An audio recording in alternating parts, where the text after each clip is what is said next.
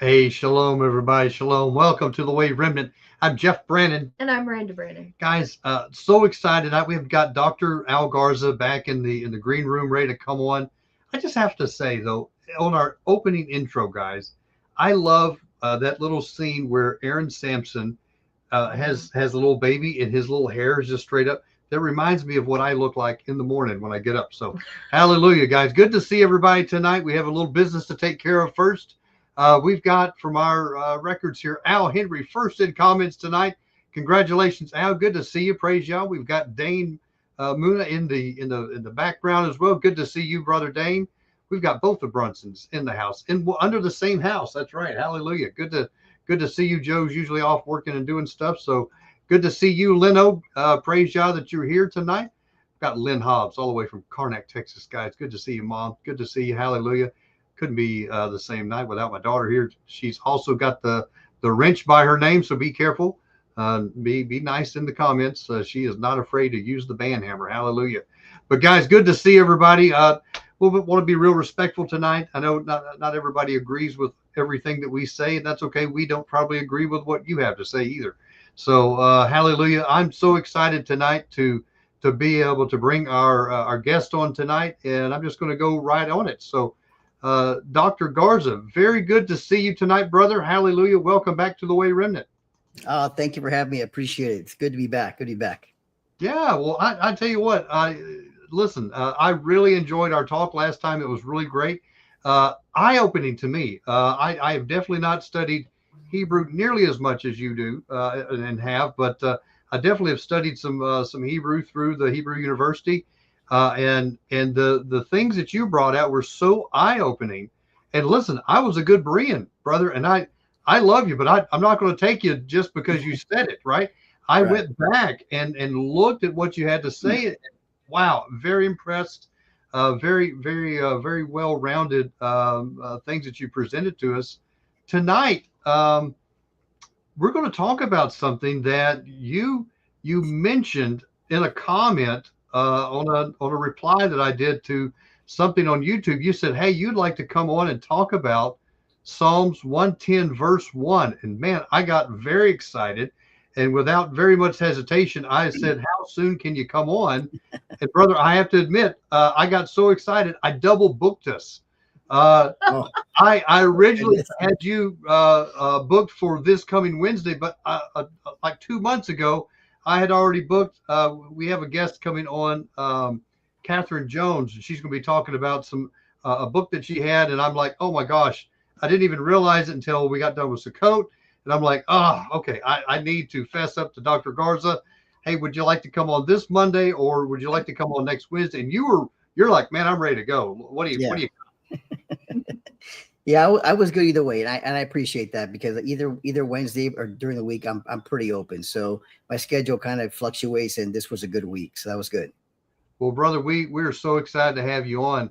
I just want to point out to the audience, guys, if you have any, you want to look up anything that Dr. Garza has, you can go to Dr. Al Garza, algarza.info. And you can find all of his stuff. You can find his YouTube channel. He had 2 channels. You can find both of his YouTube channels there. You can go and find his academia page, which is amazing. You've got a lot of great information out there, all kinds of stuff. And you can even find out about a little bit about your history and stuff. So beautiful website. So thank you. Great place. So what do you have for us tonight, brother? I'm just gonna let you go. Oh, I appreciate it. No, and what we were talking about earlier is I appreciate the opportunity to share this, because, when I was doing my second master's, I decided to do my thesis. It's a capstone thesis on Psalm 110:1, specifically 1a. The Lord said to my Lord. And, it's been pointed out that this is the most cited verse in the New Testament, and more than any other verse. And I think it's for a good reason. And it's also one of the ones I think most people misunderstand and don't correctly interpret or translate based on how it was written, from not just from translate from the Greek, but the Aramaic and as well as the Hebrew. So I think it needs to be settled, because there's a lot of discussions, questions that come up are the fundamental questions is, Nowhere in the Matthew, Mark, or Luke does Jesus ever claim to be God or Yahweh. He just doesn't. So we get illusions that we say, well, in John, we find some places here and there, but none of the Gospels. And I think that's overstated, because I think regarding Psalm 110:1 that was cited by Jesus himself to the Pharisees in both Matthew, Mark, and Luke, and those three, I think this really, to me at least, settles that question that he was claiming to be Yahweh directly, just by the implication of what he's stating in those passages. Mm. Yeah, I think this is a fabulous verse to dive into.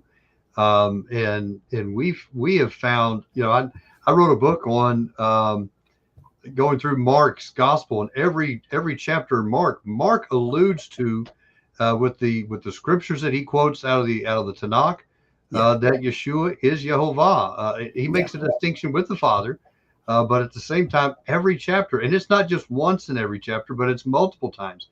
And here you have Psalms 110, and I think you're right. I think this is one of the most quoted verses, not just in the Gospels, but in the entire New Testament, out of the Tanakh. And so I am excited for you to open this up. Let's look in the Hebrew. Let's look in the Greek. Let's look in the Aramaic. Let's dive in, because Dr. Garza, it's so funny. We have people today that will go in and they will fight against what the original authors were talking about, because it doesn't line up with their modern day theology. And it's very interesting. So I'm excited. I'm going to go and pull your PowerPoint up, brother.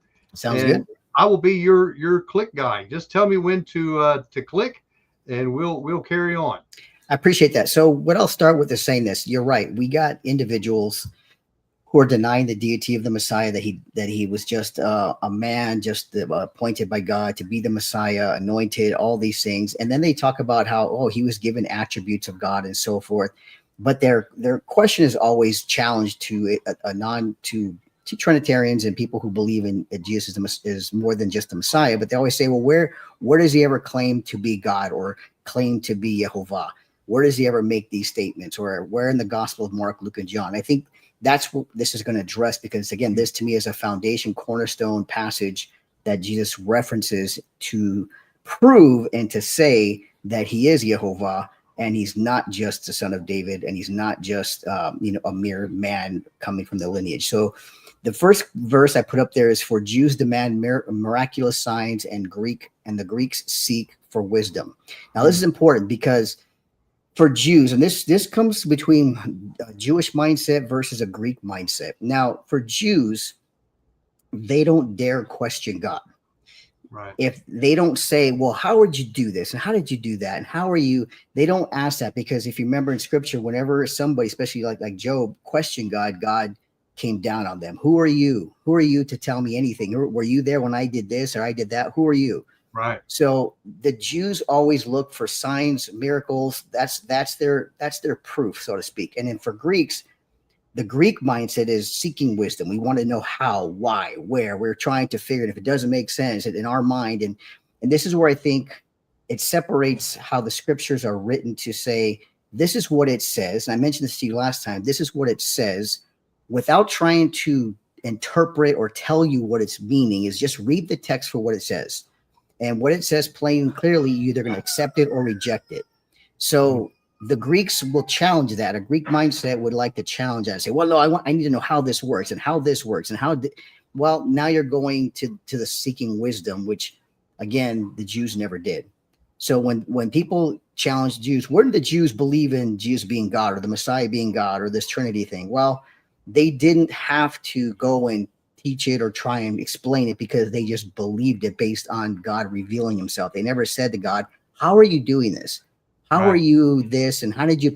They don't, because again, what happens is you question God, God's going to come down on you. And you see that many times in scripture where God explains that. So that needs to be understood. So we're going to come to this from a Jewish mindset of understanding what the text is saying. And if you need to clarify, we need to clarify, that's fine. But I'm just going to show you what the text says. And people can decide for themselves if they want to accept it or reject what the text is plainly saying. This is a manuscript that I found of Psalm 110:1. And this is, I'll explain this as we move along, but this shows the vowel pointings that's different than the Masoretic text. for my Lord, or for Adoni. The current Masoretic text, the Leningrad, it has to Adoni, or to my Lord, with the Lord Master. This one, though, comes and says to Adonai, which is a substitute for the name of God. So this manuscript says and Yehovah said to Adonai. So this is an interesting text that I found online at the National Library of Israel. It's a full, complete Psalms with vowel pointings, but this vowel pointing does not support or agree with the current Leningrad Codex, or the traditional Jewish understanding. Can you explain to the audience the difference between, in the writing here, between Adonai and Adon or Adoni? Yeah, it's going to be in the PowerPoint. Yeah, we're going to cover that distinction when we get in there, because I'm going to show the difference between them. They're without those pointings, they're spelled exactly the same. Wow. They look the same, they appear the same, but if you just add those dots that come, now remember, these come 900 years later, which we're going to talk about after Jesus, and based on why did the Jews decide to put Adoni, and we're going to go over that as well, rather than Adonai. But this one does have Adonai. We're going to show why, the reasons they did that, and this is pretty clear from their own words themselves. So let's go to the next slide. So here we have the Lord said to my Lord. Now we're going to look at a couple of things here. We're going to examine, as I mentioned, without the vowel points, with the vowel points, or the nikud, as they're called. We're going to look at the Aramaic Targum that has a different rendering. Now remember, the Targum is more of an explanation. It's like a commentary. They're explaining what the Hebrew's saying. So it's not a word for word. It's more a parallel explanation of the text. And that's what the word Targum means, is to explain. Then we're going to look at the Peshitta, which is a Syriac Aramaic, a version of the Old and New Testament. Of course, we're going to look at the Greek. And we're going to examine how these are understood, not just with the tradition of the languages, but also with how the New Testament represents all three, as well as with the Targum. So we're gonna look at all these in this PowerPoint. So we can go to the next one, if you don't have any questions. And feel free to ask questions as we go. Yeah, no, this is great. This is great. So this is the human question. Jesus asked them. Now he's addressing the Pharisees here, because in verse 41 it says, "Now while the Pharisees were gathering together, Jesus asked them a question." Now this is the human question, because what do you think about the Messiah? Whose son is he? And they said to him, the son of David. Now this is important, because this is a question that Jesus is asking them regarding the Messiah. What do you think about the Messiah? Now, he obviously is the Messiah. Peter already confessed, saying, "You are the Messiah, the Son of the living God." And it was affirmed, Jesus, the Father, showed that to you. So we know Jesus, in a way, is kind of flipping the script on him. What do you think about the Messiah? Whose son is he?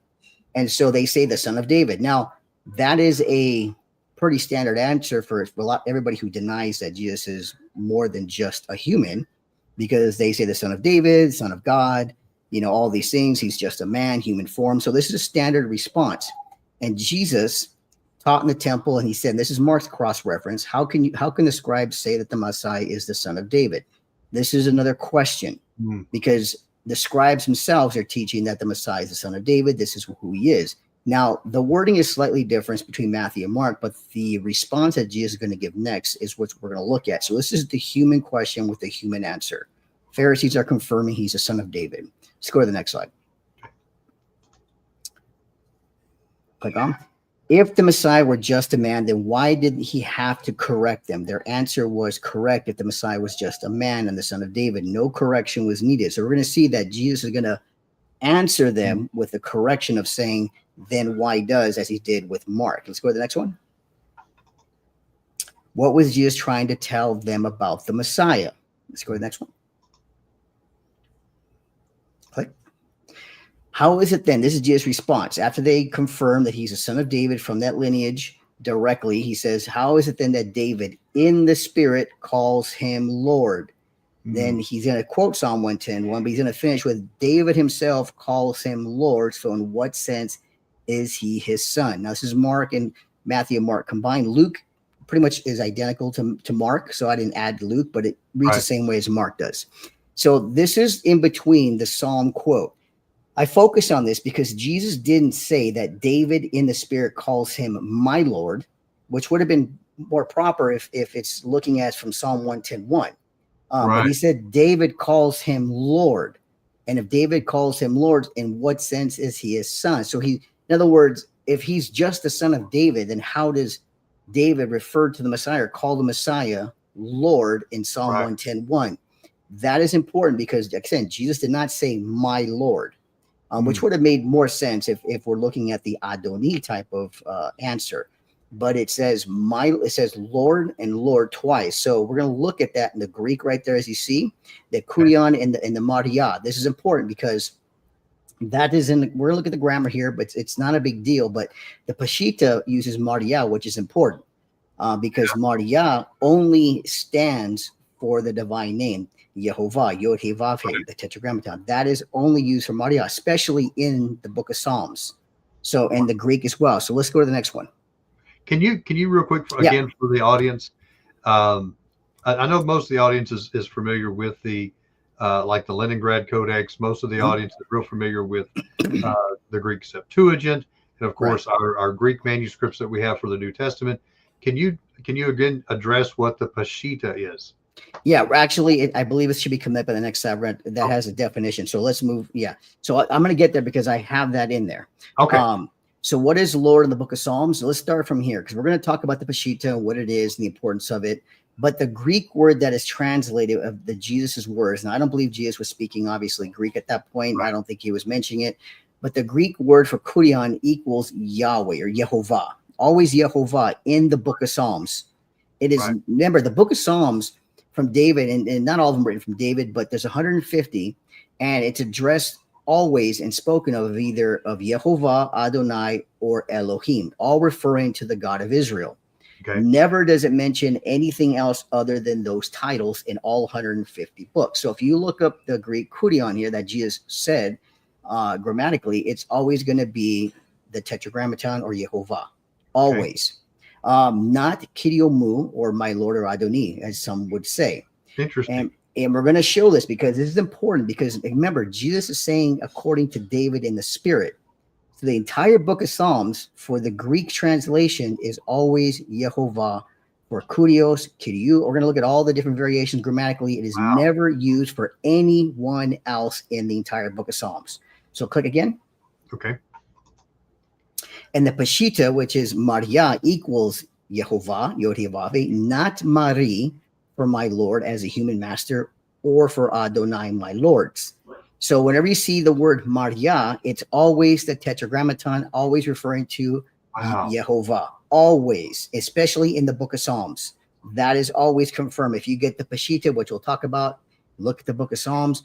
Every time the Tetragrammaton appears as Yehovah, it is always Maria. That is it. And that's what Jesus, the translation in the New Testament that is referring to put the words in Jesus' mouth is Maria, or of course, kurion, which is always Yehovah in the Greek and the Peshitta, always in the book of Psalms. Next. I love how you're using these words always. Yeah, always. Exactly. We're just trying to be real clear here, right? I want to be clear because I know I have people are going to say, well, what about over here? I go, look, Jesus is not talking about anything outside of the book of Psalms and David.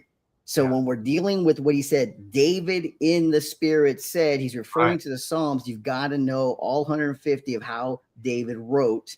And when he didn't, even when he didn't write, it's always this way. It is never any different. Like you say, well, you know, these people are called gods or over here. We're not dealing with that because Jesus is making a point here. He's really making a point with David in the Psalms. Wow. Okay, so let's click the next one. So here's the Peshitta, Syriac Aramaic meaning. It means simple, straightforward, or common version. And it's a standard Bible of the Syriac-speaking church. It is written in classical Syriac, a dialect of Middle Aramaic. Old Testament is regarded 2nd to 3rd century, New Testament 4th to 5th century. So it's simply another translation variation. Sometimes people say it's translated from the Greek or it's different translation, maybe from a Hebrew text. It just depends what scholar you're dealing with.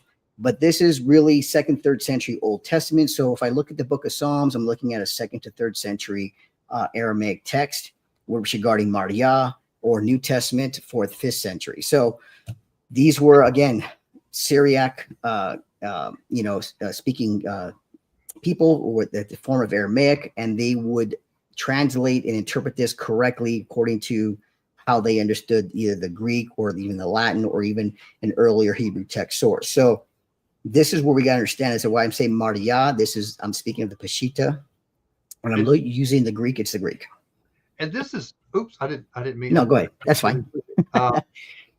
So the Peshitta, 2nd and 3rd century Old Testament, that means that this is older than the Masoretic text that we are seeing. Oh, yes. Our Bible translate, because that's 900 AD versus 2 to 300 or 1 to 200 and 2 to 100 to 200, 200 to 300 AD. So that's a difference of about 7 to 700. Yeah, 100 years. Yeah, exactly. And even the Septuagint itself is also even earlier. Of course, the Leningrad Codex, the Masoretic text, is going to be almost 1,000 years after Jesus. And we're going to see that. So you can keep clicking for more. We're going to look at a couple things here. We're going to look at the Hebrew Masoretic text here for my Lord, which is Ladoni. We're going to look at Tukidiomu, as the Greek, La Marie, Peshitta, and of course the Memra for the word in the Targum. We're going to be examining it because this is where we have to understand. We have to, as good Bereans, like you said, and people who are searching out and as scholars, we have to examine the languages. We have to examine context. We have to let the text speak for itself. We have to exegete the text, not eisegete. So what I'm trying to say is this is what the text says, how it always reads. So when I'm saying that if anybody, like you're saying, anybody can check this out if they have certain Bible software, they can look. I use Accordance, obviously, and it's more of an academic software. And I'm looking at things, examining, going through Psalm 1:1 all the way down to the last Psalm 150. And I'm trying to find anywhere where these Greek, Aramaic, Hebrew, and even within the Targum, give anything different than what we understand, as I was mentioning before. And that's what we're going to see, that there's no way that Jesus, when he said that David calls him Lord, that he can't be saying anything other than the Tetragrammaton, Yehovah. There's just no way. And then we'll look at Psalm 110:1 is how that relates to that. So let's move forward. So question is, what is Lord in the book of Psalms? Again, the Greek kurion, which always equals Yehovah, not Kidiomu, my Lord. And if you keep clicking a couple more, I'm going to give you different variations from, there you go. So we have different in the book of Psalms. I'm speaking directly into the book of Psalms because that's what Jesus is referring to. David in the Spirit, speaking in the book of Psalms, is using this word kurion, which you can see different variations: nominative, the dative, the vocative, the accusative. In the book of Psalms, every one of these grammatical usages from the Septuagint always equals either Yehovah or Adonai. Even with the prefix to or la on there, you'll find la Yehovah and la Adonai. You'll see Adonai for the vocative, accusative. Now, the accusative is what they translate Jesus saying as in the accusative form.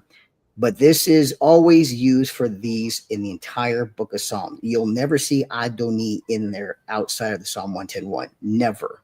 And so when we're seeing this in the Greek, we're talking the Septuagint right here. Correct? For this one, yes, for the Septuagint. Okay. So if we go to the Septuagint and if we have a Hebrew and a Septuagint next to each other and you search out Yehovah, the Tetragrammaton, you're always going to see these variant forms: kurios, kurio, kuri, all these forms for either Yehovah or Adonai. That's it. Okay. We also have Elohim, but Jesus wasn't referencing Elohim here, but they do have Elohim. So we're all those forms grammatically always associated with that. Now, the Peshitta, Maria, is always the same way. It is always still the same way. Now, click on again. Now, Marie can be used for Adonai and Adoni in the Hebrew Old Testament. Examples of this I point out is Genesis 24:18 with Abraham and Sarah calling him Adoni. Psalm 35:17, Adonai for Marie. So Adoni is found in the book of Psalms outside of 110:1. It was not found. So let me clarify this. Now, if you search for Marie, that term, in the book of Psalms, which is usually can be rendered for Adoni, you will never find Adoni anywhere in the book of Psalms other than Psalm 110:1, which is by the scribes' own pointings. But even with their pointings, if you look for Adoni outside of that, you'll never find it. Mari is always associated with Adonai in other places in the book of Psalms, pretty much everywhere else. Okay, so you got to let that sink in here, because for Adonai, it's found about 50 times and always uses Mari in those cases. Okay. So my point is this: if you do a serious, honest study and say, okay, let me see, where do we find Adonai anywhere else, which is more of the human term, like we saw in Genesis 24, like to Abraham. Right. Outside of Psalm 110:1, it doesn't exist. Hmm. Okay, it doesn't exist, and or there's a reason why it doesn't exist, and why the scribes decided to add it by the vowel pointings in Psalm 110:1. But you will find Mari for Adonai in other places in the whole 150 Psalms, as I mentioned here, about 50 times. Okay.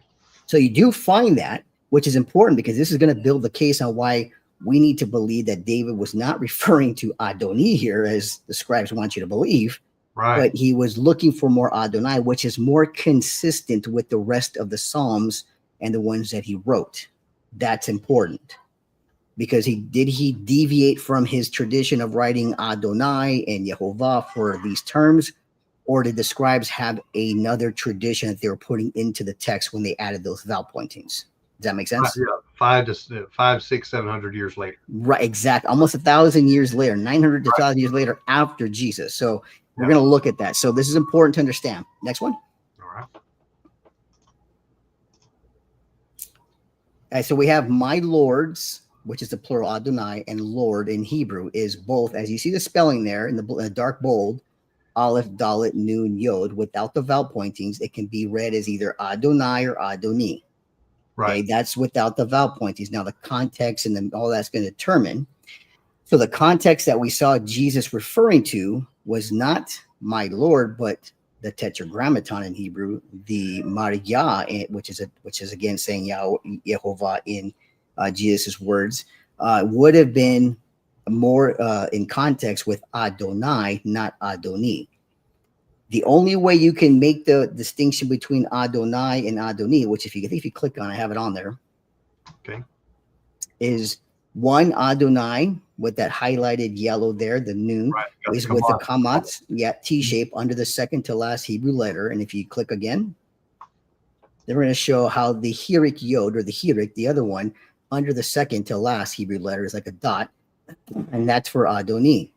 So unless I put the kamatz or the Hirik, you're not going to know which one it is. And the context will tell you, if you read the context. Now, I believe the scribes, based on their own admission, their own belief on this text, they tell you why they put Adoni, and it's not because they believed it was for the Messiah.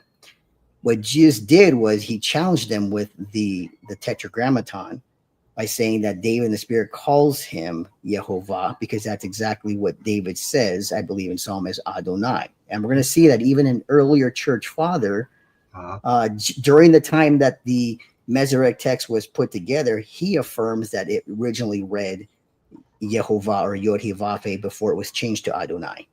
So we had a question here, and I just want to, because I want to make sure everybody's following along really good. Sure.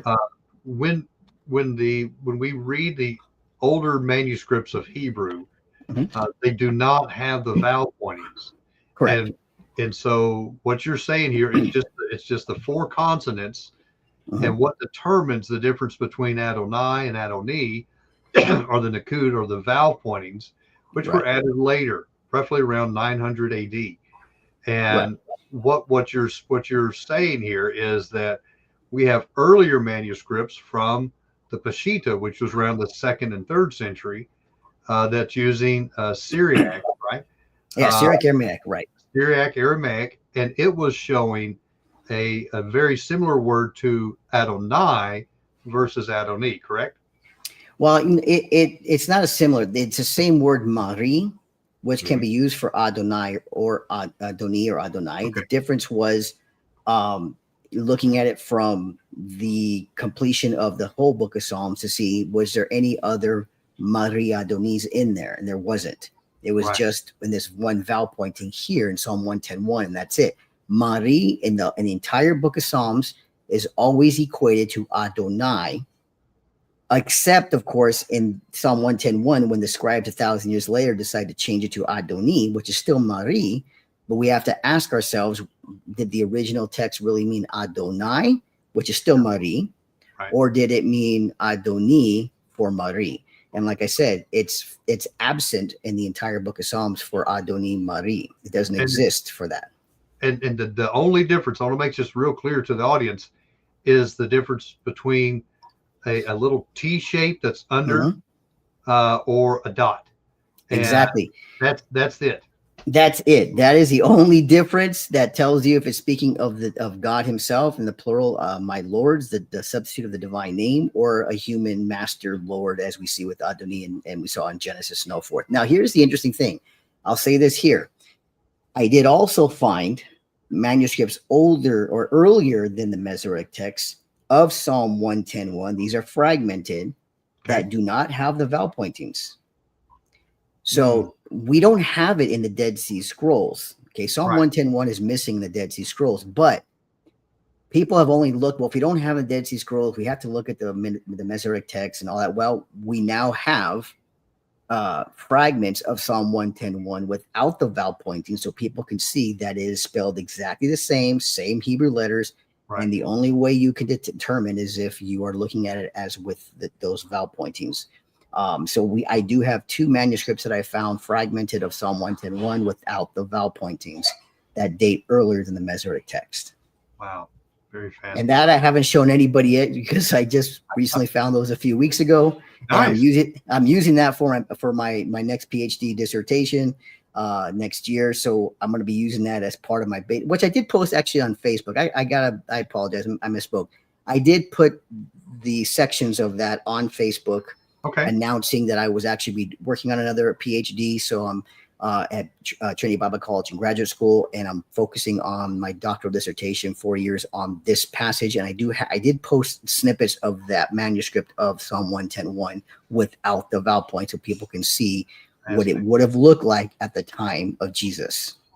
Wow, that is so fascinating. Because again, they and I just find this so fascinating is that, you know, in taking Hebrew, we learned that, you know, they had they started forms of vowels very early, but they were just using some of the consonants in different ways. And then later, around 900 AD, they're like, yeah, this is getting kind of complex. We want to make sure we're preserving how you pronounce and enunciate these words. That's where they came up with the Nakud, the vowel pointings. And so they're not bad in themselves, but how easy, Dr. Garza, would it be if you had an axe to grind, let's say around 900 AD, you didn't believe that Jesus is Yehovah, you didn't believe that he was the Messiah, and you wanted to try to discredit him being God. How easy would it be to take this little thing and instead of putting a little dot, or instead of putting a little T shape under this letter, you put a dot. Exactly. And voila, you have now disproven a claim by Yeshua. Exactly. And that is the problem I think most people don't understand, is that we are trying to understand why what was the scribes' motive in doing so. Do they have one, and do they tell us? And they do. We're going to find out, because it's not what we think it is. There's a reason why they put that there. Even though you will not find Adoni anywhere else in the entire 150 Psalms, it doesn't exist in there. It's either Adonai, it's either Yehovah or Elohim, because it's focusing on the Creator himself. So you'll never find Adoni anywhere else in the book of Psalms except for right there. Interesting. Okay. Yep. All right. So let's look at the data for the correct translation interpretation. Adoni outside of Psalm 110:1 is never used or found in the rest of the 150 Psalms. I need to make that clear. It is absent. Okay, it doesn't exist with the little hierarch yod in there. It doesn't exist. So let's click it one more time. Adonai is found over 15 times, including the Greek translation to Kiriomu, to my Lord, and the Hebrew Ladonai, to my Lord. All throughout the book of Psalms, we have them for both. We have even to Yehovah, La Yehovah, for two as well in there. So this is going to help us confirm what one of the Syriac early church fathers at that time said. He said it was originally to Yehovah, which we do find in the text, but I think over 100 times with that prefix with the divine name. If you click again one more time. Yeah, to Yehovah is found over 100 times in the book of Psalms. This reflects a possible original wording based on the testimony of a Syriac church father issued out of Merv from the 9th century. Now, this is what his commentary in Matthew, he wrote that in his commentary on Matthew 22, he stated that originally it was a divine name written twice. To Yehovah said to Yehovah, and that it was changed with Adonai to not pronounce the name. So the scribes changed it and it became permanently in the text. So he, in his estimation, being at that time when the Leningrad was written, being put together, the Masoretic text being put together, to him it was Yehovah, to Yehovah. Wow. And both places. That's how he saw it. So this is an early church father, his testimony on the fact, and he says it was changed to Adonai is what we have in that one manuscript in slide 1. And then it became Adoni. He actually mentions it got changed to Adoni even by oral tradition. So roughly 100 years before the Masoretic text comes out. As it's being copied, actually, probably as it's being written, because it took Right. quite a while. Multiple. Well, you got to imagine it's being put together during that time. Okay. In the 800s into the 9th, 10th century when it becomes completed. So it could have been, he could have been at the time, but he testified that originally Psalm 110:1, it was originally a tetragrammaton on both cases. Wow. Yeah. Wow. That is fascinating.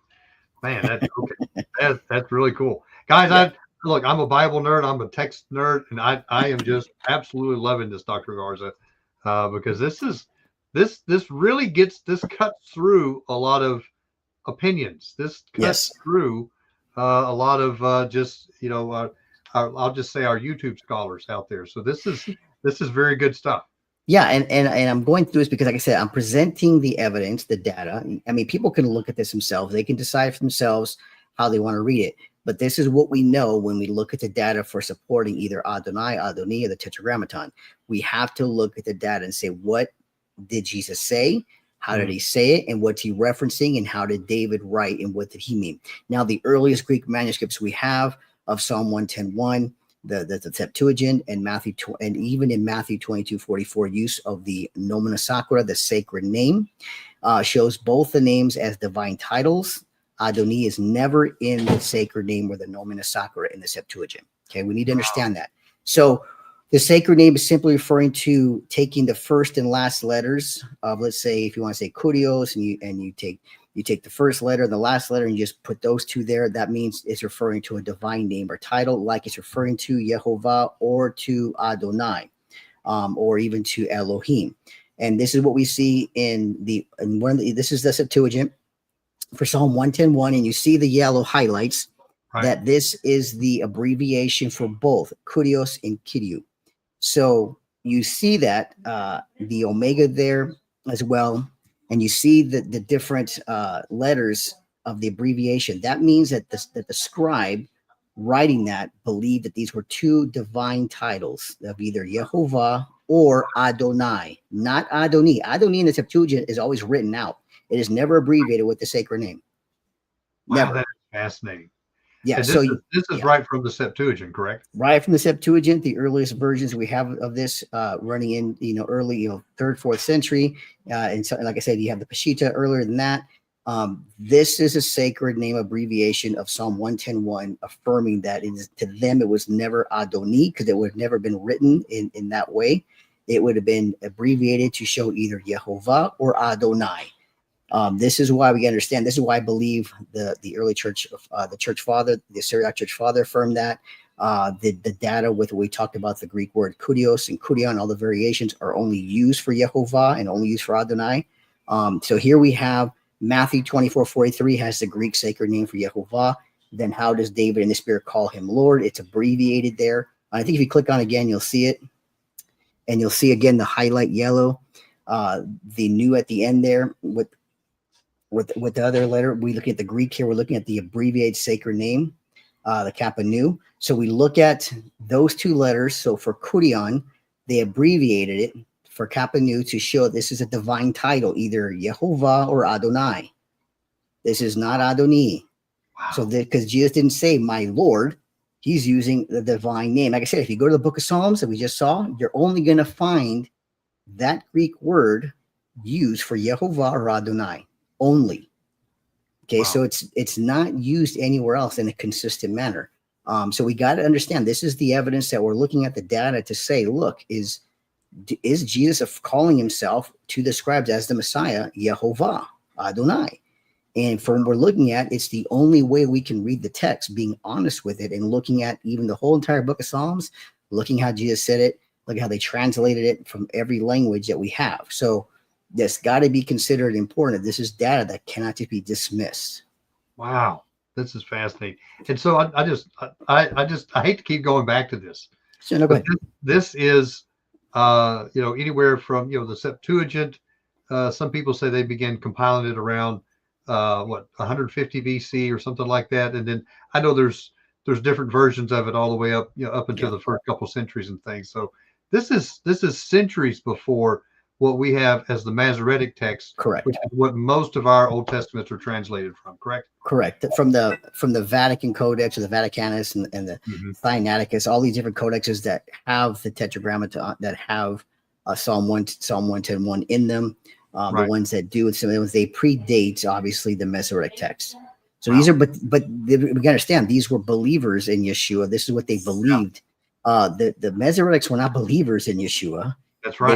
They were not believers. They were not Messianic Jewish believers. So they obviously are going to have a different understanding of how it should be read and why they're going to put it. And a lot of Messianic Jewish scholars in Israel, they will tell you that from their studies and their research on this, that the Talmud and all these things are being put together in response to Christianity, to response to Messianic Judaism, and so they're writing against them and doing these changes.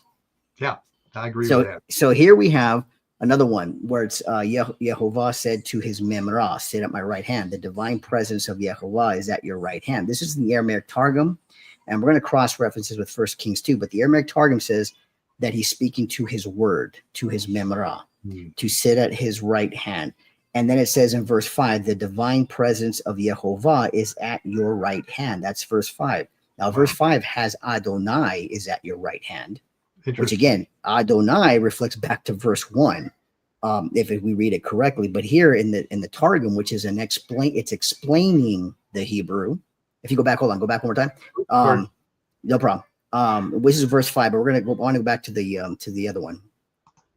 Yeah. So the Targum explains that verse 5, which is Adonai, says the divine presence of Yehovah is at your right hand. So the Adonai is the divine presence of Yehovah who's at the right hand. That's the explanation of the Targum. So it's important because here he's speaking to his word. Now we know who the word is all throughout, from John's gospel to the first letter of John, the Old. We know that the Memrah, the word, the Logos, the Devad is what John 1:1 is telling us. Now you can go ahead. All right. Yeah.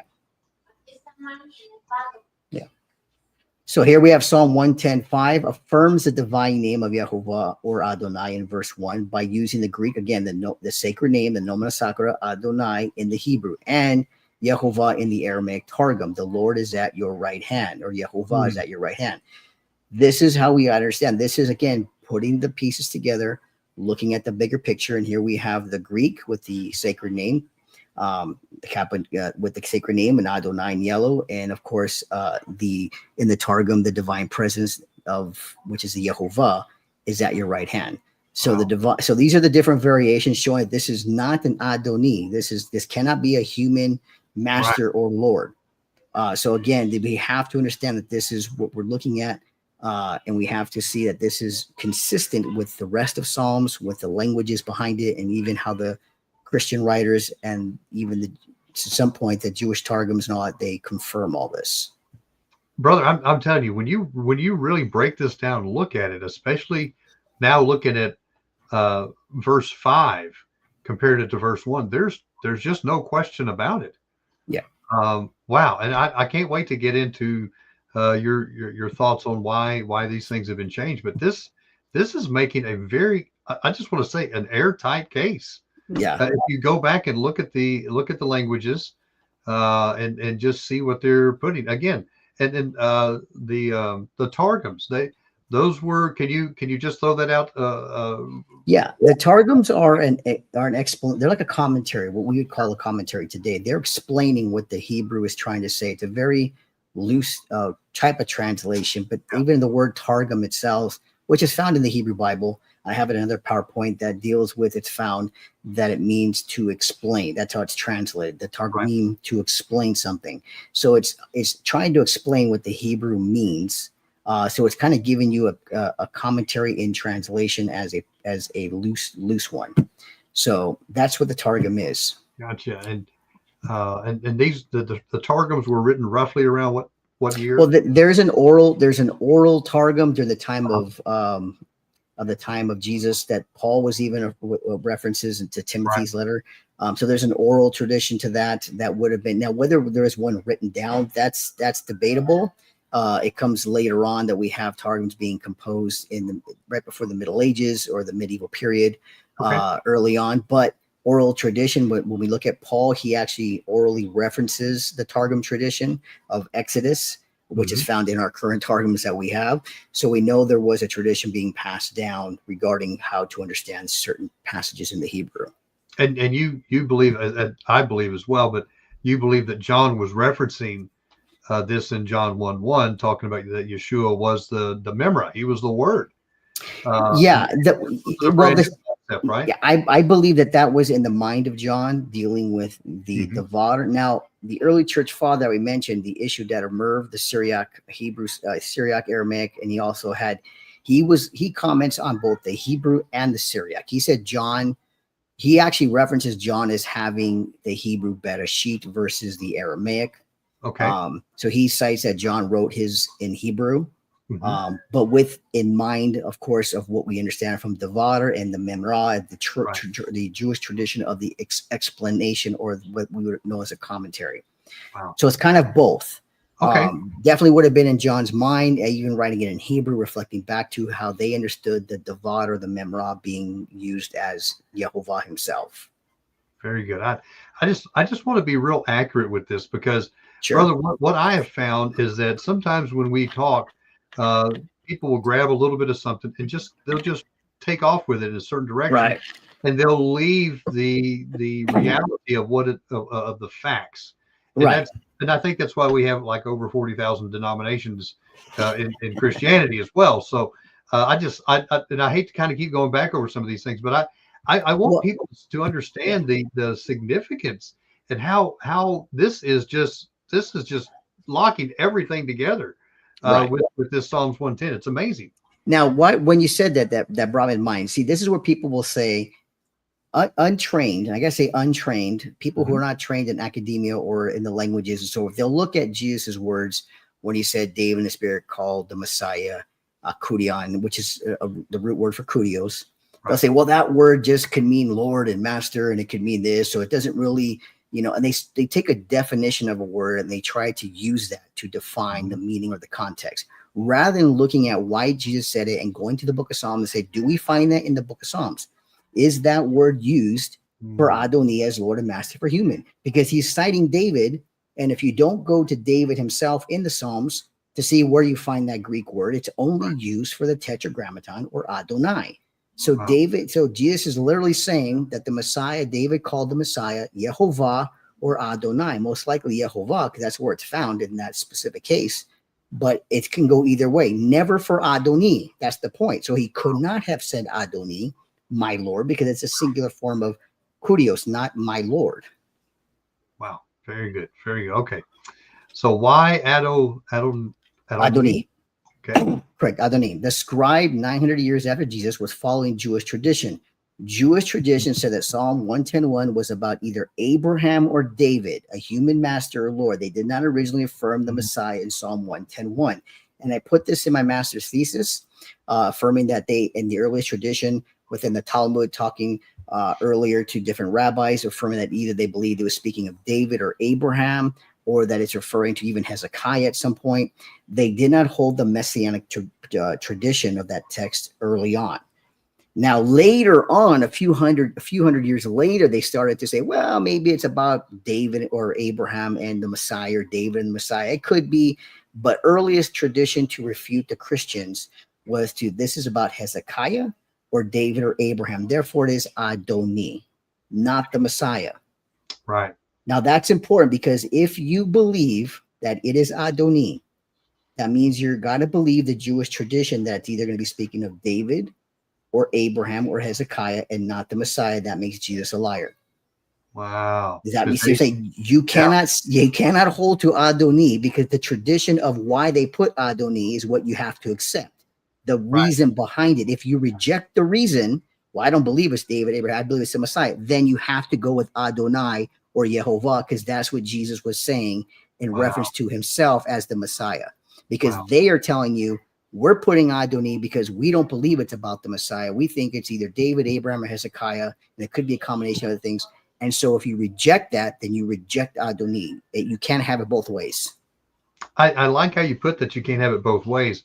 I've been running across some different messianic believers, brother, that are very excited to see, an idea of Yeshua all the way throughout, being spoken of in the Tanakh in the Old Testament. But I have seen some people today, brother, that will go as far as saying, well, Mark says this about him. Here we see Matthew saying this about him. I don't think I believe Mark and Matthew anymore. And it's the craziest thing, brother. And it's just people will do theological gymnastics to get around what is stated plainly in the text. So exactly, and they do that. And I gotta say, I've come across people that way.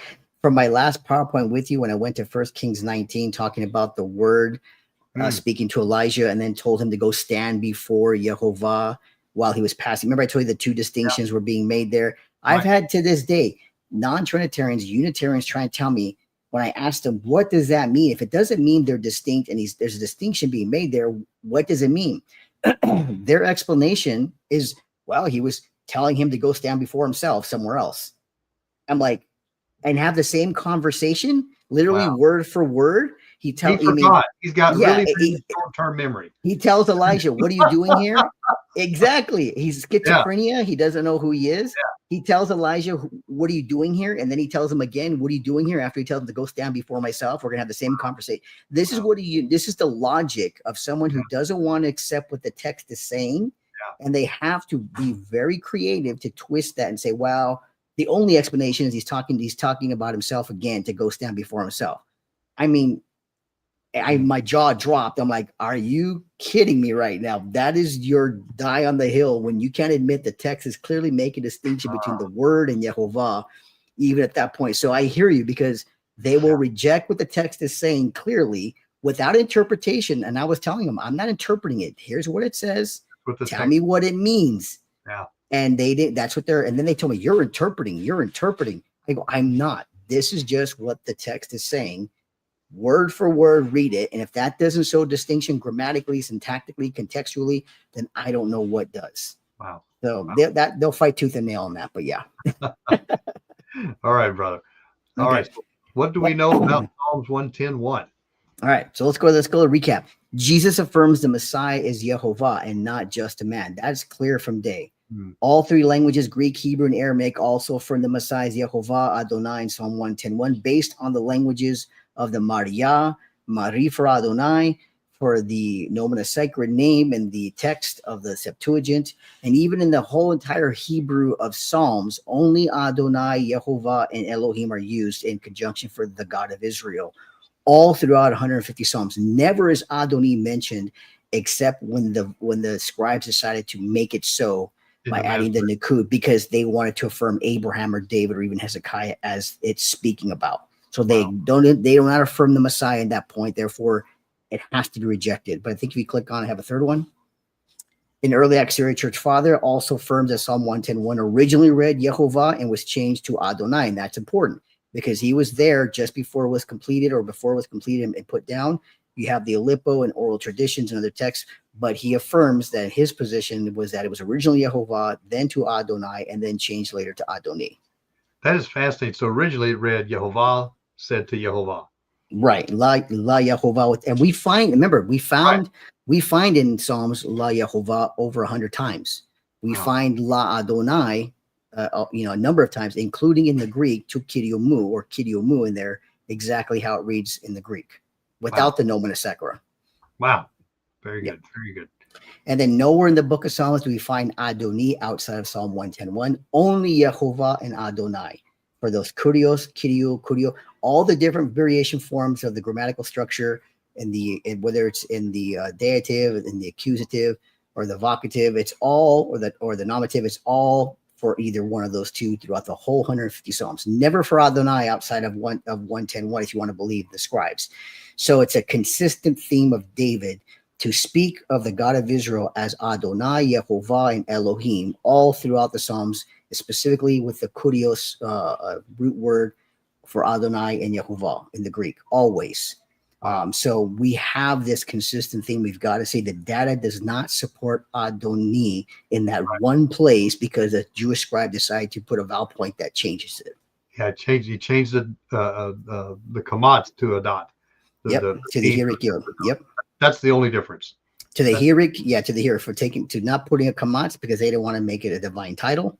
Right. And opposing the Christians' view that this is the messianic text spoken by Jesus.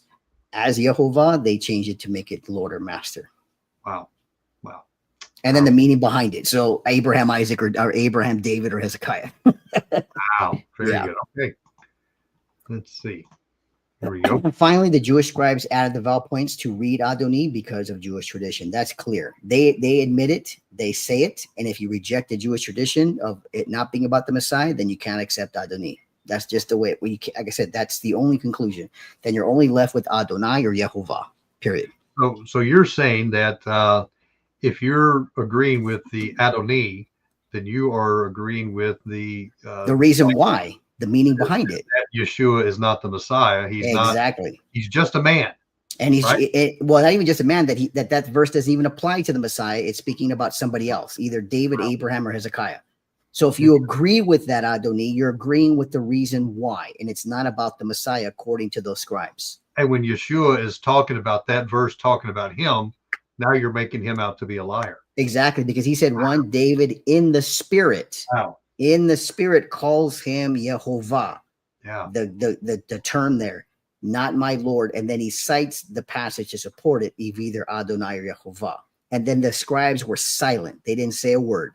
If that's the next thing that happened, because it says they were silent. They did not answer him. It says, and then that day on, they did not ask him another question. So that's why I'm saying if it was Adonai, which is put in 900 to 1,000 years later, they tell you we only put that because it wasn't about the Messiah. It's either Abraham, David, or Hezekiah. So if you reject that, then you cannot have Adonai. You can't. There's just no way. Just even the context from what was going on in the Gospels. Every time that he would pronounce who he was in this fashion, they got very upset at him, and they wouldn't have got upset at him if he had said Adonai. Right, exactly.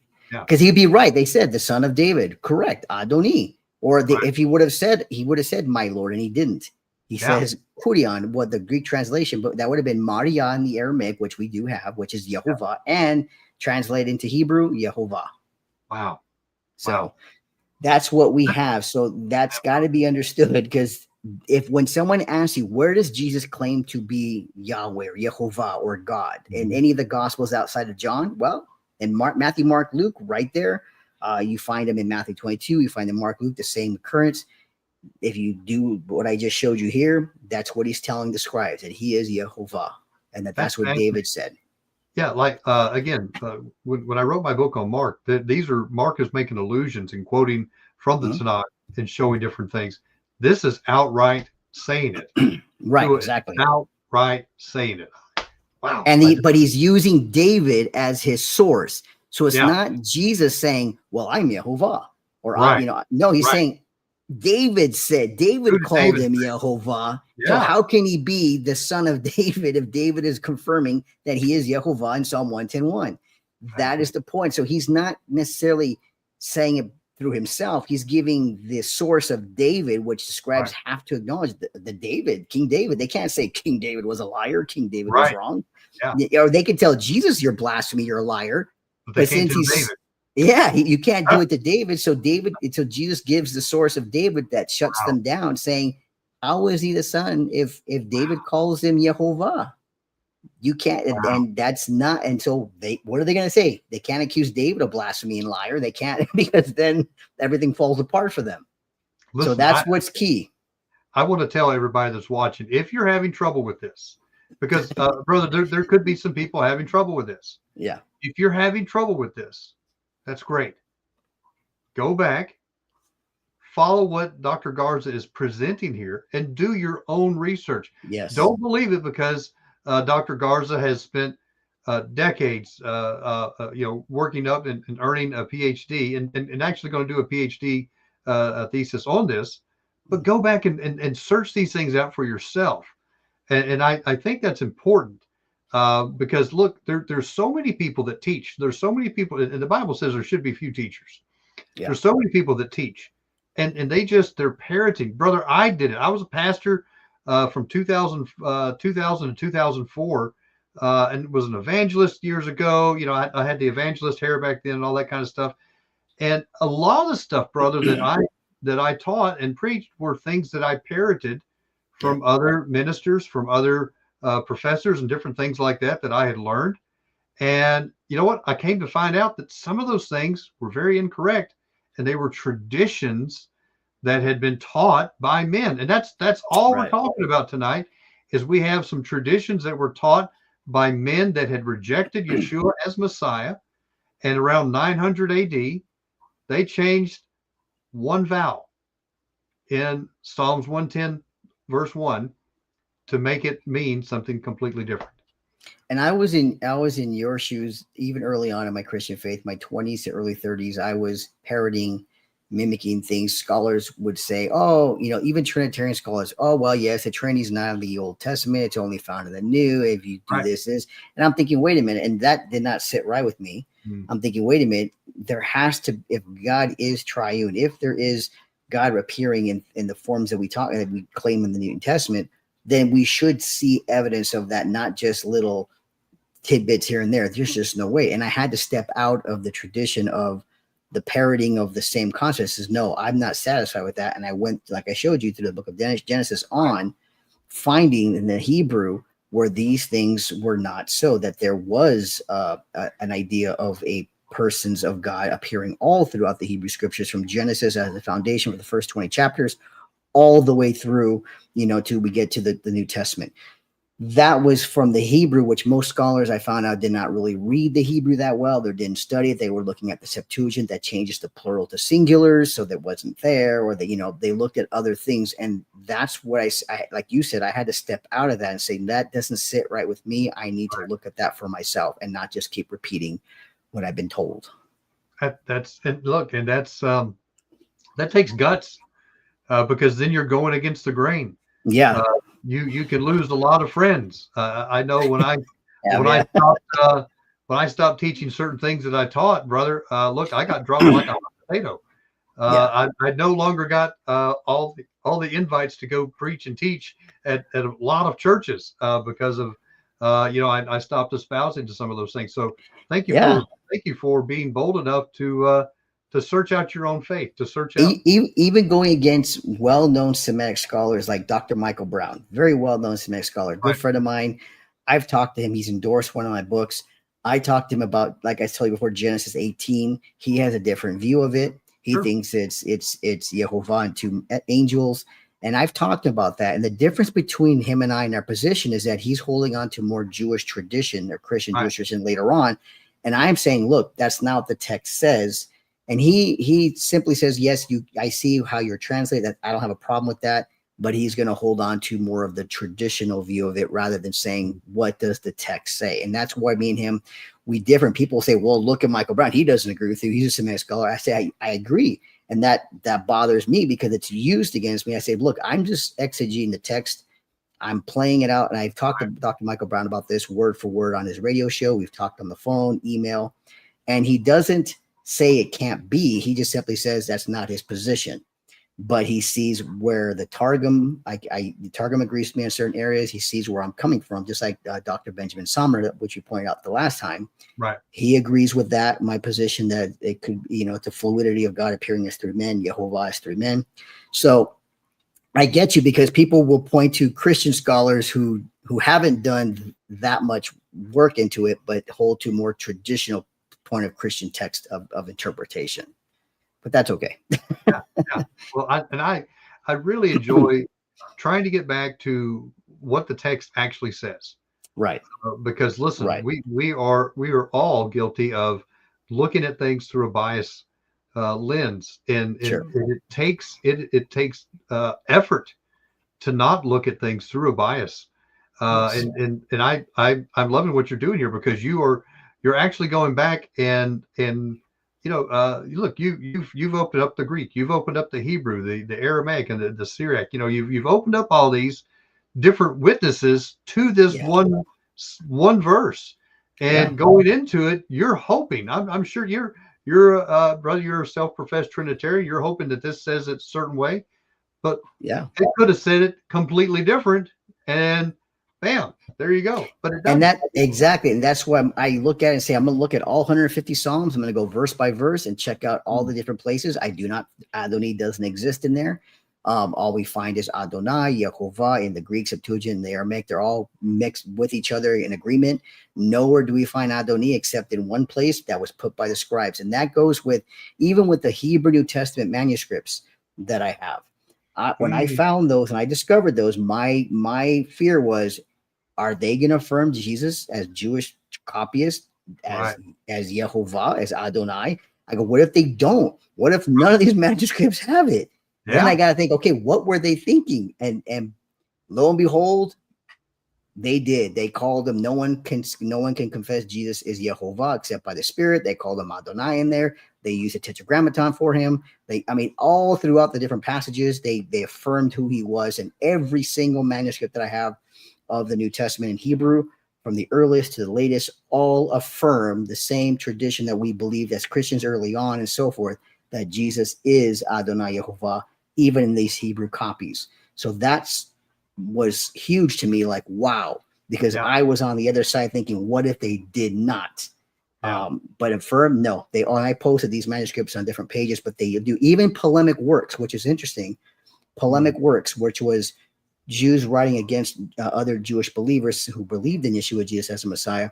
And their polemic works, they accuse these Jewish believers as believing in Hebrew heretical books, which is the Gospels and New Testament in Hebrew. They criticize them for believing Jesus is God in the flesh and the Trinity, the three powers. They mention these things in their polemic works as Jewish believers. So this was in Jewish communities already established, even during the time of these Hebrew manuscripts being written down and put together. Wow. So it's not invented. Oh, I love it, brother. I absolutely love it. I know that we have Project Truth Ministries come on our program, and they've been doing a lot of study into the Cochin Hebrew Gospels, and I can't remember. I was trying to pull it up real quick, but I know in Matthew 7 in the Cochin where it talks about Yeshua says, not everyone that says to me, Lord, Lord. If I remember right now, and I'll try to look this up while we're doing this program, but I believe it's in the Hebrew. It goes, not everyone says unto me, and when it goes to say Lord, Lord, it actually switches to that Aramaic form that I believe it's either Mari or Maria, and I'll look that up while we're talking. But all of these Hebrew New Testament documents seem to point that Yeshua is Yehovah. It's very fascinating. Yeah, another Hebrew manuscript I have, I gotta get the name off the top of my head. It's one of the first ones I'm looking at, has Adonai. So it uses the Adonai, which is Mari. Mari is Adonai as well. Right.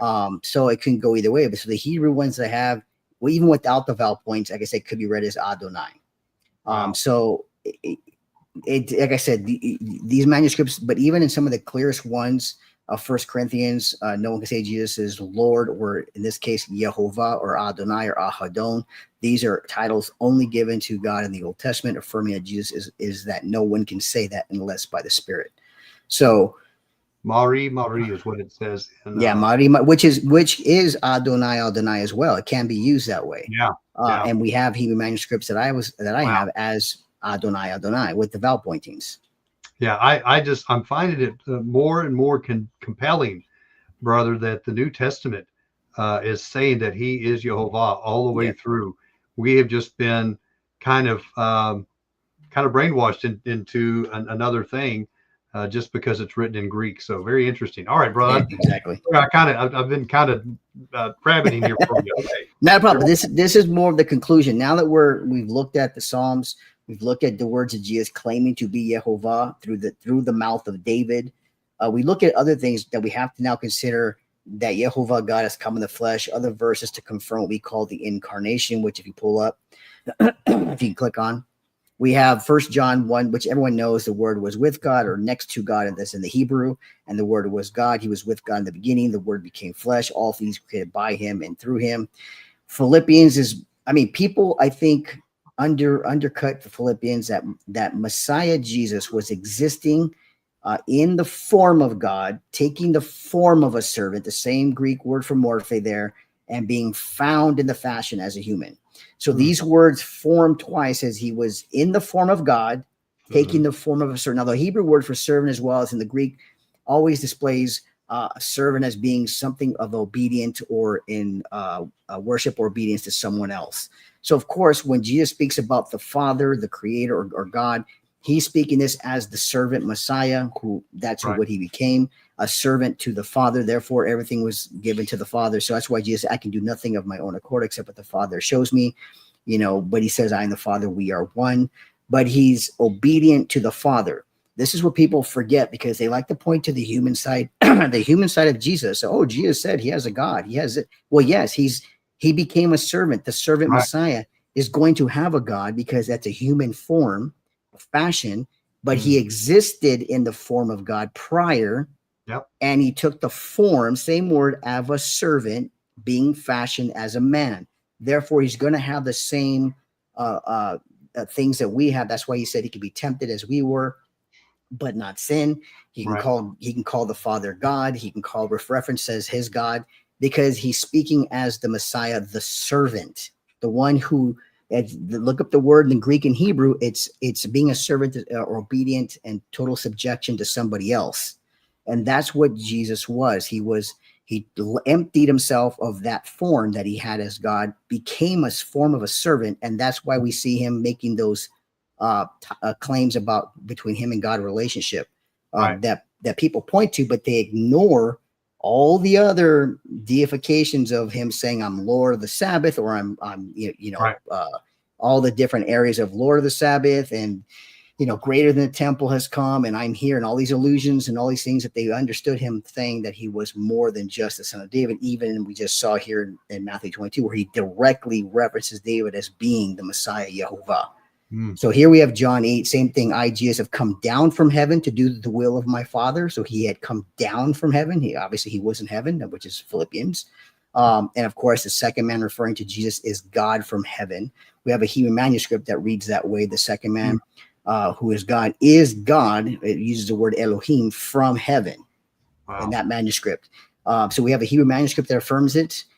We have Hebrew manuscripts that affirm everything we've talked about, as well as in these passages, I have come down from heaven.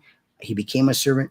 These are incarnation. These are passages where we show Jesus speaks himself in the human way and is in the divine way, because he existed prior. So, yeah. I tell you, brother, it is such a slam dunk for what you're presenting here tonight. And I'll be honest, when you first mentioned Psalms 110, verse 1, I immediately went to the Masoretic text, brother. I'm like, okay, what are we going to be talking about? Because in the Masoretic text it says Yehovah, then it says Adoni, or Adon, depending on which Bible software. But very interesting tonight, and yeah. So, and I like something. One of our listeners here, Karen C, says he does say he comes in the name of the Father. So it's obvious that messianic verses is Yeshua, because inside the word, the very Hebrew word Yeshua is the name of Yehovah. Right, so, exactly. Yehovah delivers and saves. Yes, and he says, "I have come down from heaven to do the will of my Father." Yeah, beautiful. Now here's the interesting thing. I want to point this out, because many people, Unitarians mainly, like to advocate the word Father. Oh, God the Father, God's only one person, God the Father, God the Father. And here's the interesting part. And again, this is go back to just doing your diligent research. How many times is the word Father used in the Hebrew Bible directed towards God? Do you have any idea? I think it's 2 or 3. Is that right? Well, from Genesis on to Malachi, the whole text referring to God, the God of Israel, to either personally or to a way of. How many times is he referred to as God? How many did you say? I was thinking 2 or 3, but not. Actually, it's a little more than that. Okay. It's 15 times. 15. Okay. 15, and wow. But about close to half of that is in relation to him being the creator, as well as God or creator over the people and so forth. It's first found in Deuteronomy, the first time applied to God as the creator.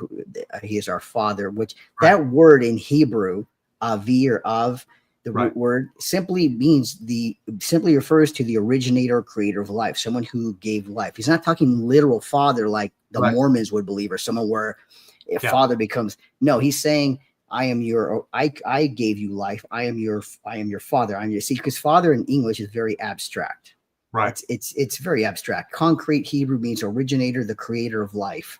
So when they reference the father, Avi, it's in reference to being the creator. This is why in Isaiah, the Messiah is called Aviad, the originator of eternity, the creator of eternity. He's given the title Avi, father, because the word in ancient Semitic Hebrew references as the originator, the creator of life. So it's not you have 15 times that he's referenced that way, and it's not in every book of the Bible. Therefore, he's always only referenced as Yehovah, Adonai, or Elohim.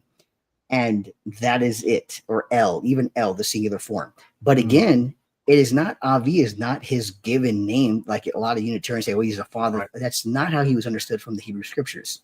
Yeah. Unless you're talking to him as a creator, yes, but not as a person like you would say Yehovah or Adonai, or even Elohim. Are you saying, I'm just curious, because I've had some people come on before and talk about this from a couple different ways. Are you suggesting that every time that we see Yehovah, most people normally think of the Father, but it's not specifically saying it 15 times it's saying that that's the Father, but you're saying that it could be referring to the Son, correct? It could. Well, it's referring to the person of. See, here's the thing: the word Father, again, as it's used, it's not even in connection with Yehovah. It's used in like, let me give an example here, and I'll show you a place where we have it. First time Deuteronomy, is he not your father? It's basically your creator, originator, who created you. So Avecha in Hebrew simply means, is he not your creator, your originator? Who created you? Who created you? So it's speaking about Yehovah, but again, this word father is applied also to the Messiah. So when you're saying Yehovah, let me put it this way. I recently put out a paper. Remember the golden calf in Exodus, right? Where they formed a golden calf. Okay.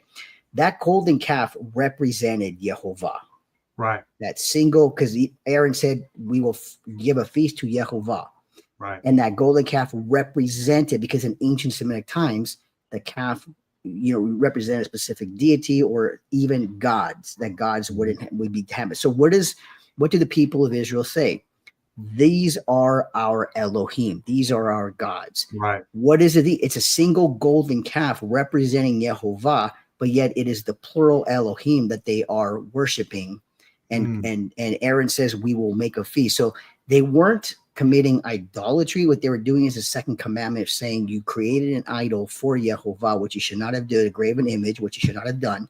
But you're still using that to identify Yehovah as an object. Wow.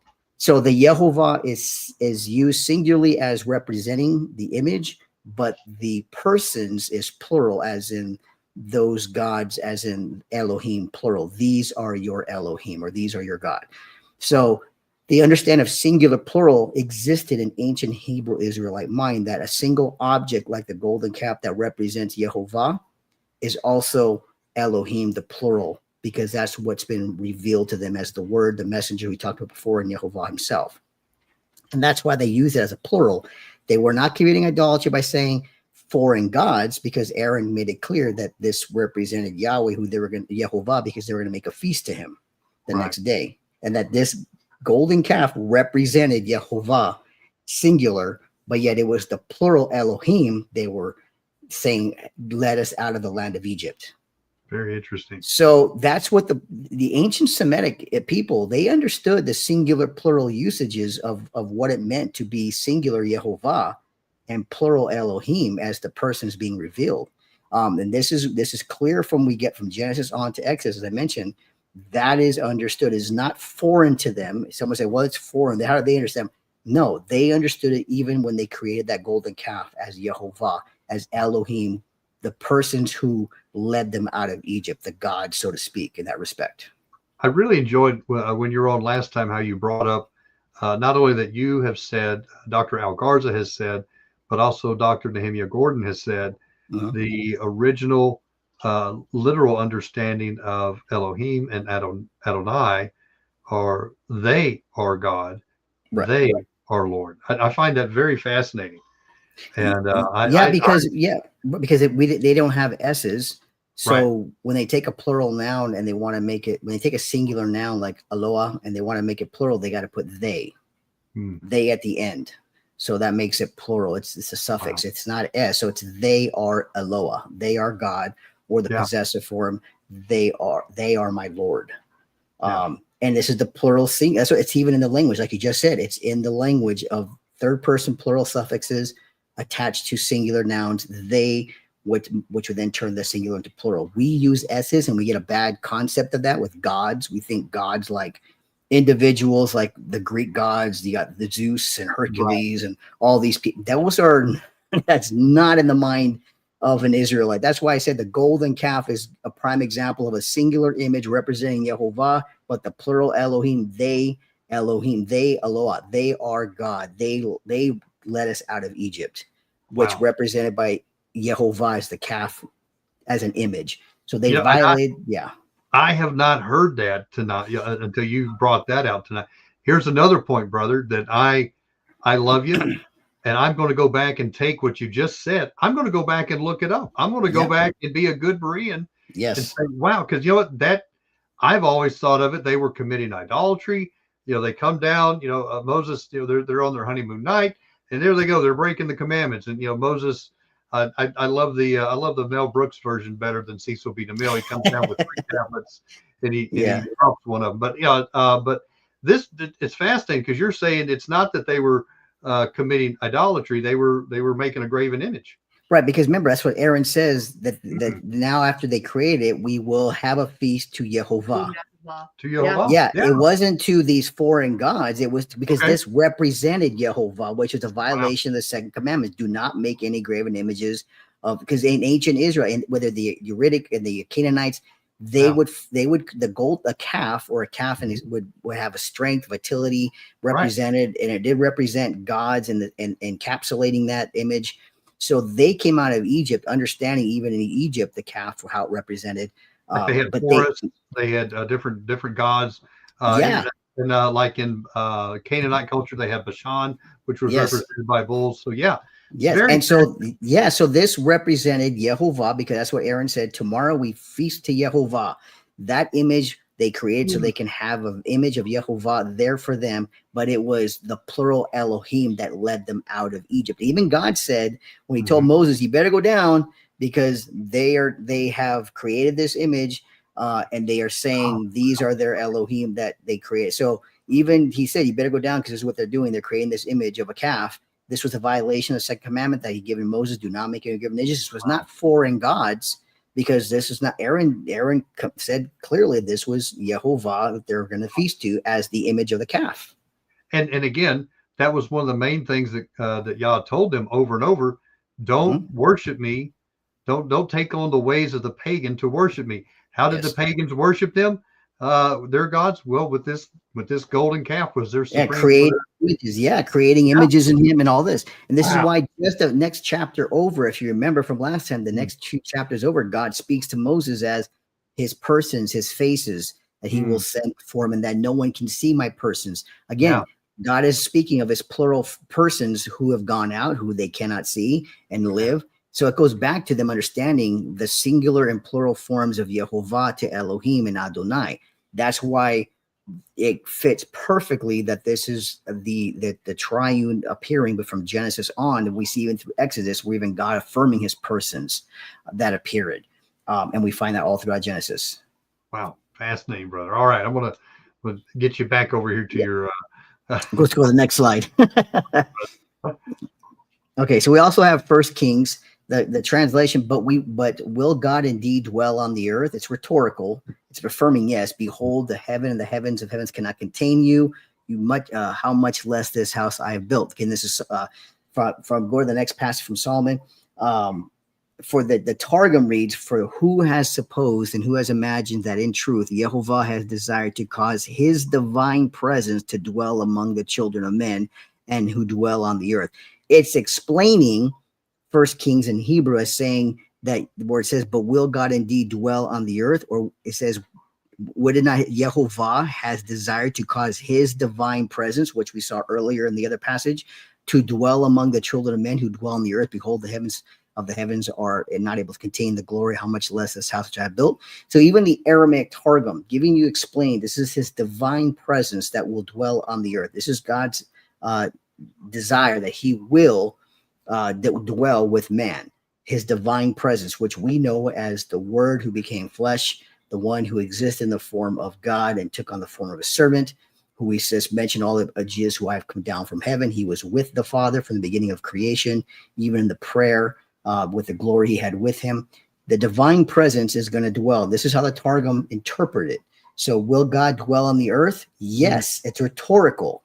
And it's Yehovah has desired to cause his divine presence to dwell among the children. Wow.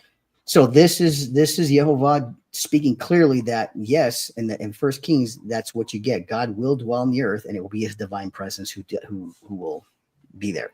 And then Isaiah 9:6, for us a child is born, to us a son is given, the government shall rest upon his shoulders, and his name shall be called Wonderful Counselor, Mighty God, Father of Eternity, the Prince of Peace.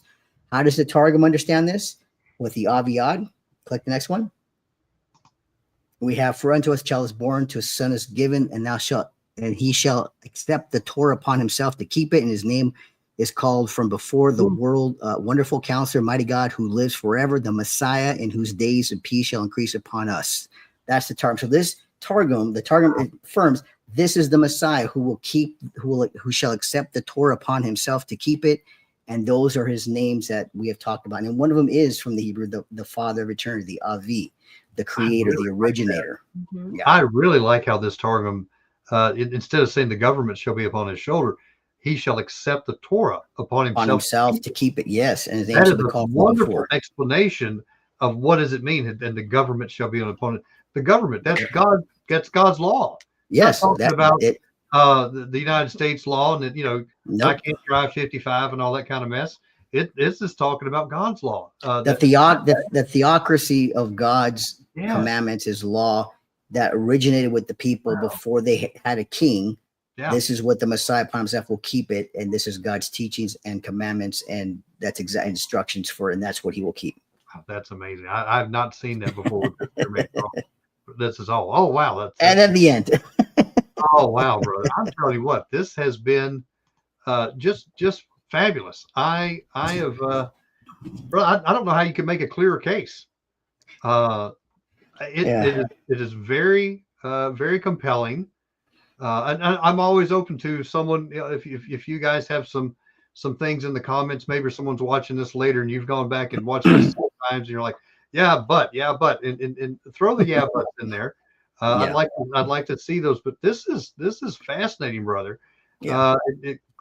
You've opened up all the different sources that we have, that we currently have, right? Yes. And you're saying not only is it in the Greek Septuagint, not only is it in the Peshitta, not only is it in the Targums, it's also in some 1st, 2nd, 3rd, 4th, 5th century Hebrew Old Testament writings. Also, we have a church father from the 700s is what you said. 800s, yeah, 800s. And then we have New Testament Hebrew writings that affirm this very same thing all the way through. And I'm telling you what, it is fascinating to see all of these. It's not just one or two. It's not even one or two witnesses.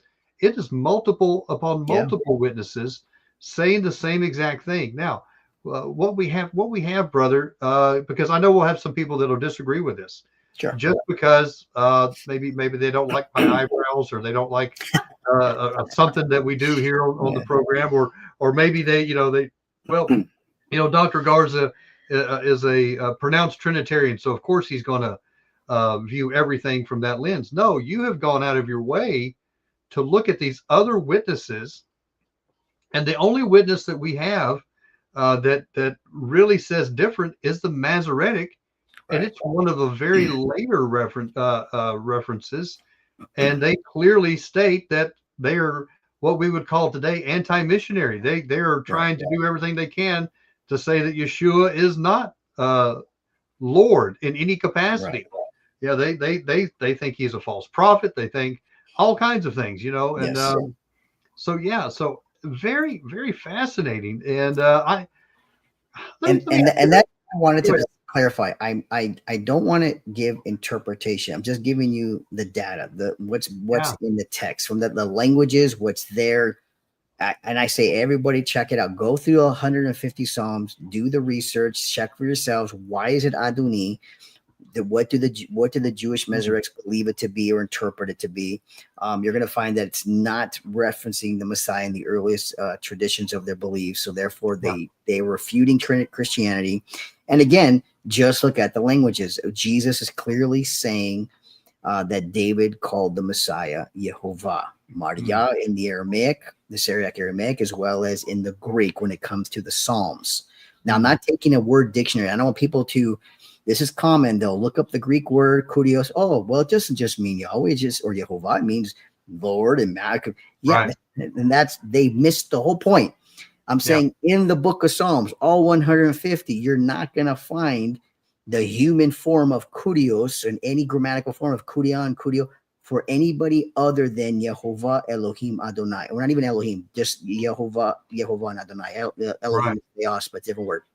But for that word that Jesus is using in every form is only found David only writing about Yehovah, Adonai, and Elohim. That's it. So you're never going to find in the Psalms anything different as this Adoni. It doesn't exist. Even La Adoni, La Yehovah is there. You're not going to find it. It's either La Adonai or La Yehovah.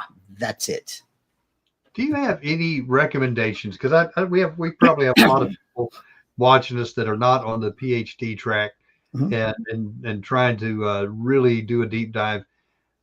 Most of our New Old Testament translations that we have are based off the Masoretic.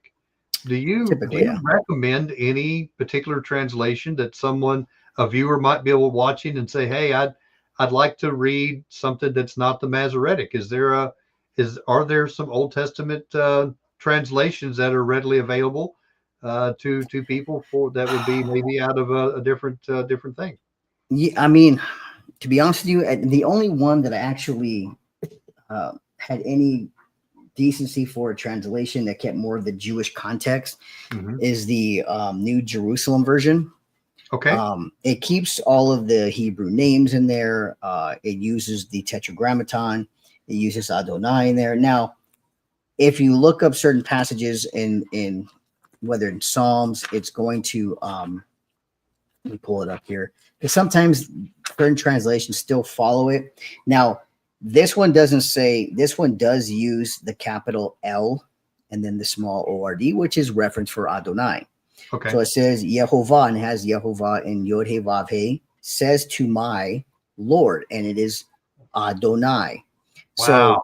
So it is referencing. Now, if it had a lowercase L, that would mean Adoni. Adoni. Right. Yeah. So this one has a full capital L, just like in verse 5. It has the same full capital L, which is Adonai as well. And actually, verse 5 does put Adonai. Is that your right hand? In verse 5, but in the very first one, it uses Lord capital L, which represents Adonai. They just didn't write it in there. So they didn't write small L either, but they recognized that this is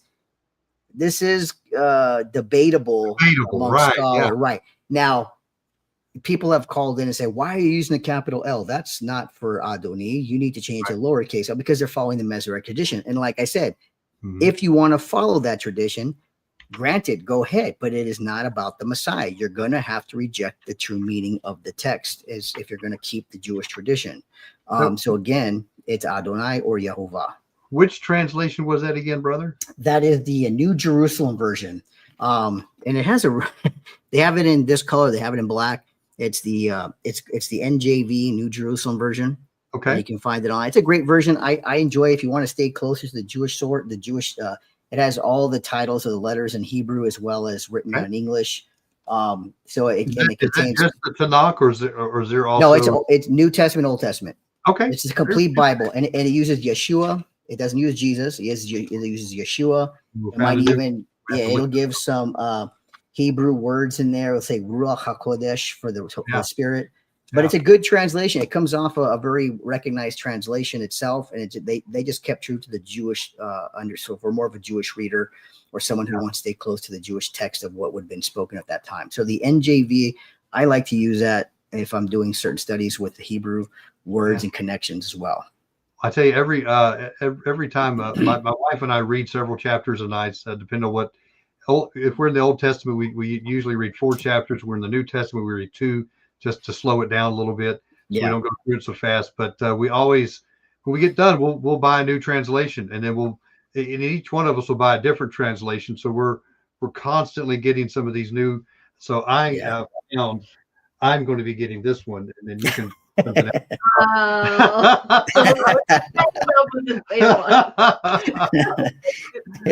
translation as far as I think keeping closer to the Jewish meanings and words. Yeah, I like that. Well, brother, I'm telling you what, this has been to me a very compelling case. I would encourage our brothers and sisters that are watching this, even if you agree with all of it, which I'm right on the surface, brother. I'm there. I'm still going to go back and watch this again, so I can really fine tune and really dive into this for myself, because that we look. When I stand before Yah, I can't say, well, Dr. Garza said exactly. That's not going to mean anything. God's going to be like, right.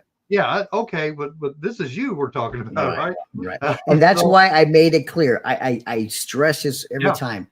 I'm not trying to interpret the text. I'm trying to give you the data, the sources. Check it out for yourselves. Go through it. Draw your own conclusions. But for me, it's clear as day if you ask me, how do I understand it by the evidence? I'm going to tell you that's what Jesus said. And when I trace it back to languages, that's what he was saying based upon the Greek, the Hebrew, and the Syriac Aramaic. There's no way around it before quoting Psalms, and I gave the data for that. So everybody check it out for themselves. I'm wholeheartedly open to that, because this is what my dissertation is going to be for the next 4 years, is on this text in more depth. Wow. I can't wait to dive into the expanded version of all this. Brother. Yeah. That's going to be good. Yeah, you can get the shorter version. My master's thesis, it's at my academia page. You can download. Also, I have it in my book, Jesus is Lord. Okay. Part of my master's thesis is in there. That's one that Dr. Brown endorsed when I presented him with my master's thesis. So you can find those for free. It's a condensed version, but it's going to be obviously my next PhD will be a very 300 or 400 pages on this very topic. Wow, fascinating. I just love that. Dr. Garza, thank you so much for coming on tonight. This has been such a blessing. Every time you come on, you just present things so clearly, and you back things up, and I love it. And you're not going to, this scholar says this. You're going to the source, which makes all the difference in the world to me. And I'm very excited about it. I hope that we'll have you back on soon. And this, man, I'm telling you what, this was as soon as we get done with this tonight, I'm rewinding and going right back and watching this again, because it's such a compelling case. Yeah. And I thank you for having me and giving me the opportunity to present it as well. I appreciate that, because like I said, this is going to be my next 4 years of doing research on this, but I have other things. I'm still going to do the translation. I'm still going through Acts, but most of my time will be doing this for my next 4 years. But yeah, I appreciate you guys letting me come up and present it as that way. I appreciate it. Thank you so much, guys. Go check out Dr. Garza's info page, dralgarza.info. All of his two YouTube sites are there. His academia site, you can find all of his books. You can find all kinds of information. And listen, this is a wealth of information that's here tonight. Guys, go back, share this out. share this this video out. And look, Dr. Garza, thank you so much from the bottom of my heart. This has been just wonderful. Thank you for your time taking out with us tonight, and we look forward to having you back on very soon. Thank you both. I appreciate it. Blessings. Thank you. All right, brother. Hang on just 1 second. We're going to close out the program, and I'll be right back with you, brother. You got it. Thank you. Miranda, that was so good. Yes. You were quiet tonight. I was. You're just soaking things in. I was. I tell you what, it was so good, guys. Listen, go back and watch this tonight. Watch this again, guys, and be a good Berean. Don't believe it just because somebody has a doctorate. Listen, that's a lot of study, a lot of work to go into to get a doctorate.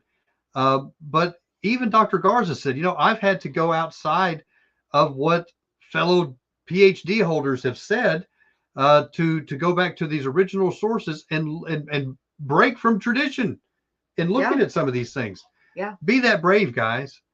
Be that brave.